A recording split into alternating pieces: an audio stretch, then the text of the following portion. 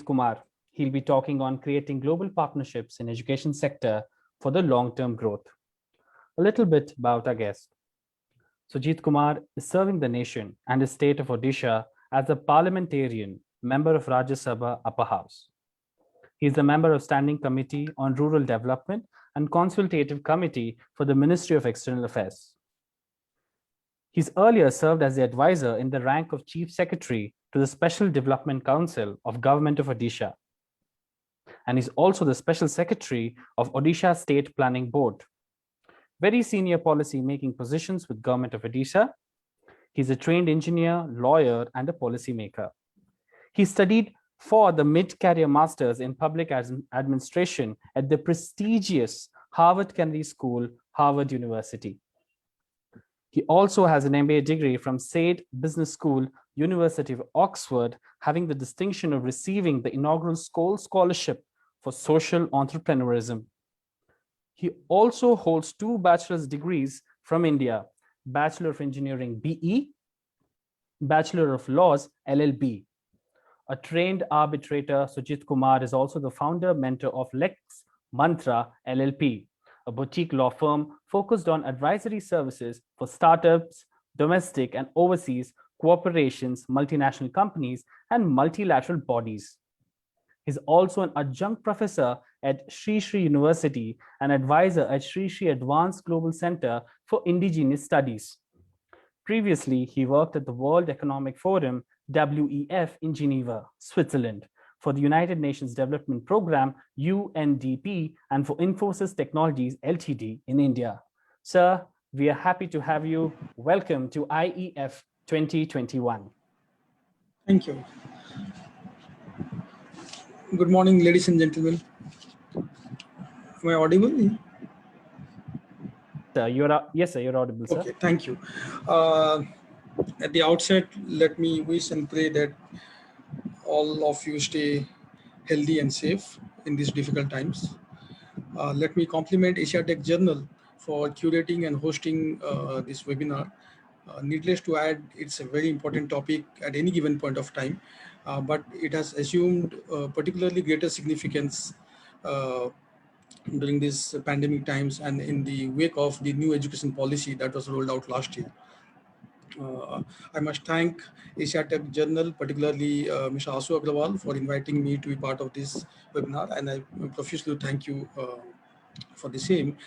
I was going through the list of speakers, and I must admit what a galaxy of accomplished policymakers, technocrats, and education ecosystem stakeholders we have been able to convene. Asu, so congrats on that. I would like to talk of 3 or 4 pointers in the limited time that I have. The first pointer is about the acutely inadequate, budgetary allocation to education in our country. And I was very, very surprised. I was very hopeful that in the current budget, the Honorable Finance Minister will allocate close to 5 or 6% of India's GDP on education. But I was very saddened and surprised that the education allocation, instead of being hiked, was reduced, was in fact decreased from last year's budgetary allocation. And I had made a strong pitch in the parliament while speaking on the budget discussion. I had strongly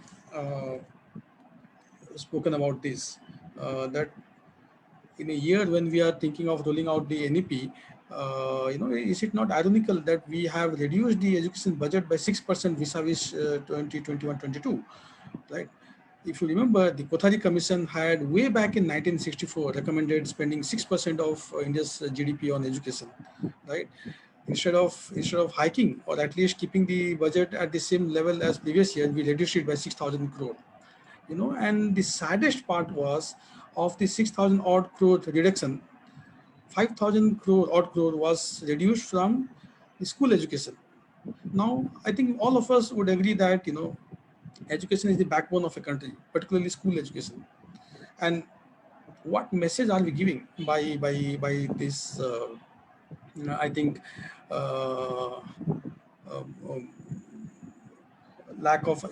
for lack of better word, let me say a regressive step by the government?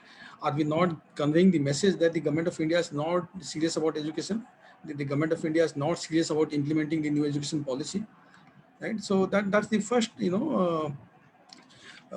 pointer I would like to place on the table here when we are talking of education. The second pointer I would like to deliberate on is the new education policy itself. In my view, the new education policy is one of the finest examples of public policy making in the recent years. It's very forward-looking, it's futuristic, it's landmark policy, catering to the needs of 21st century India. Both uh, uh, school education and the higher education. you know uh, why do I say so? In order to understand this, I would like to highlight some of the bottlenecks or lacuna in the way the Indian education system has been structured over the years. We have a very severely fractured higher education ecosystem with over 50,000 institutions of higher learning, most of which are of dubious quality. I mean, there are islands of excellence, of course, but probably they would be in hundreds out of the 50,000 odd institutions. Very poor learning outcome. The focus is on just enrolling students and awarding degrees rather than on developing their cognitive skills and learning skills of the students. There's hardly any focus on multidisciplinary learning. The academic system in India is so rigid, that you bracket students into narrow areas of studies, and again, uh, because of socio-economic regions, there's an acute disparity in the access to higher education amongst the students. And finally, there are very few institutes of higher learnings in India which focus on research. It's almost non-existent. This lack of research culture is so acute in Indian colleges and universities. Now, NEP tries to eliminate, if not eliminate, at least mitigate most of these concerns and bottlenecks. And this is why I say it's a very forward-looking and futuristic policy, and it aims to literally transform India's education landscape, and to rebuild India as a knowledge super hub, a superpower, or a knowledge hub, and the best part is it's trying to do this by clubbing the ancient knowledge, the ethos, the values, the traditions that we have with modern learning, with modern science, and by leveraging the power of technology. So NEP, I think all of you probably know about NEP, have done enough research about NEP, have studied it thoroughly, so I need not go into the details of NEP. But in my view, there are some elements of the policy which needs to be discussed here, particularly the aspect of multidisciplinary learning. It's in my view one of the most salient features of NEP, the departure from the silo mentality. This focus on holistic and multidisciplinary learning, the focus on liberal arts, the doing away of distinction between curriculum and extracurriculum, between arts and science, between academics and vocational learning. So this is one of the, I think, most forward-looking aspect of the policy. It also tries to make education more inclusive by proposing to extend the Article 21A, the right to education, to children until the age of 18, to in fact every child. So that's the definition of a child. It also offers flexibility in the curriculum by offering multiple entries and exit points. One can go for a 1 year degree, 1 year course and get a certificate. One can complete 2 years and get a diploma, or do a 4 year course and get a bachelor's degree. So it's quite flexible. An academic credit bank has been proposed, which will facilitate transfer of credit from one institute to another. I did mention about the power of leveraging technology, which has been acknowledged in the policy, and I think there are many concrete suggestions in the policy. A national mission for mentor is another laudable element of the policy. It aims to create a database of mentors and experts, including retired faculty members who would be available to to guide and provide long-term mentorship and coaching to students. Uh, there is this emphasis on on logical thinking, this emphasis on conceptual understanding rather than on learning. So I could go on and on, establishment of national testing agency NTA is another very commendable step in the right direction, because we all have faced this at some point in our own student career. The multiplicity of exams, we had to appear for every university would have its own exam or set of exams, and then you had to appear for a dozen if not more entrance exams um, and competitive exams. So now I think at least the beginning has been made to avoid all the duplicity, and NTA is proposed, which will conduct exams twice a year for all colleges and universities, and based on the ranking and based on the performance in the NTA, I think students can opt for or be selected to the respective colleges and universities.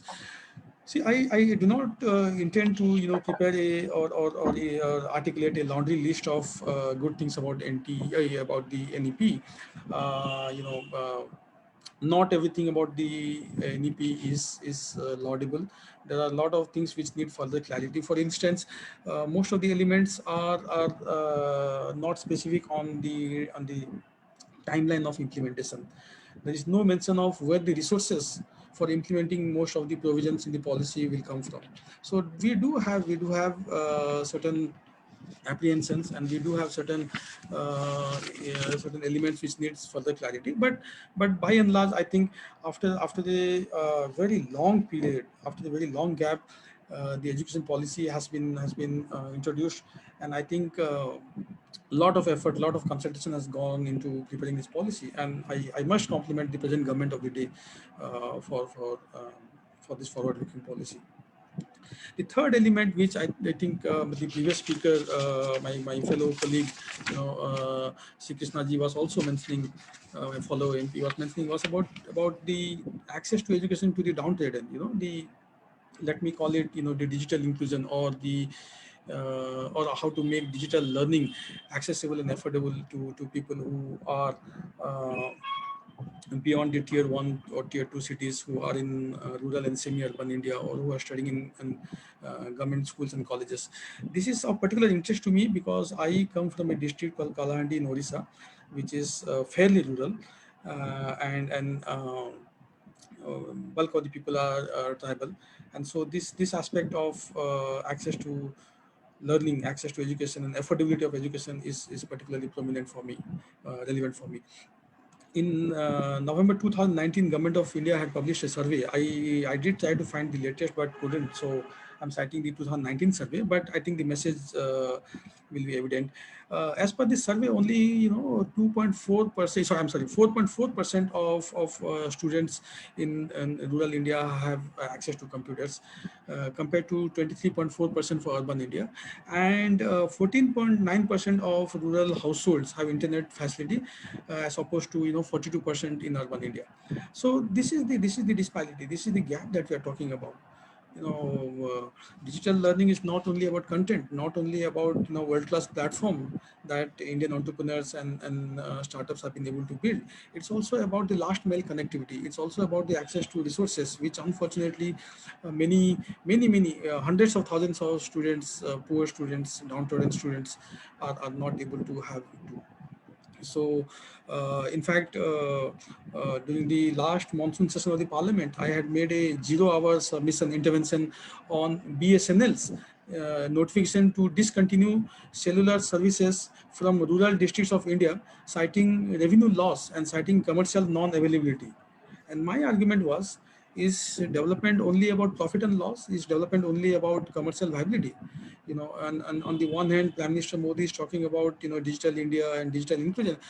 And on the other hand, BSNL, which is a public sector entity, which is a government body, is intending to, or was intending to rather, deprive hundreds of thousands of rural students from access to learning, from access to education, by shutting down Right. internet services, right? I must, of course, however, put it on record that after my intervention in the parliament and after meeting the honorable minister, BSNL has dropped its idea of discontinuing cellular services. So, I mean, at least we have some positive development there. So Thank you, sir. Thank you, sir, for a very critical impression on the education ecosystem. Thank you. I'll just need 2 more minutes if you permit me to conclude. Yes, sir. Yes, sir. You can. Okay, so technology, as we all know, is a force multiplier, both in good ways and in bad ways. You know, it has the potential to aggravate the gap between the between the haves and have-nots.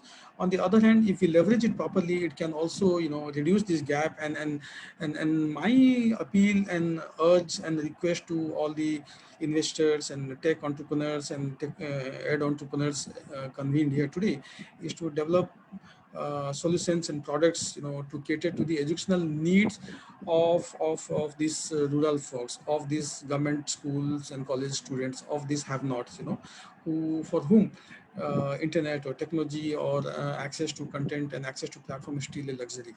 So I mean, there are many examples of successful models. I think you all know much more than me about these models and about these platforms and products and services. So my last point would be to to stress that if we are discussing about India's education future, if we are imagining to build a digital knowledge economy for India, then we have to focus on technology. There's no doubt about it.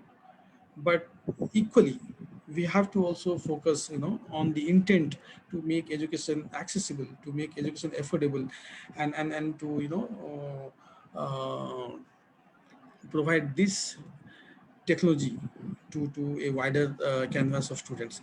We have to recognize our core strengths, which is our ancient knowledge, which is our ancient wisdom.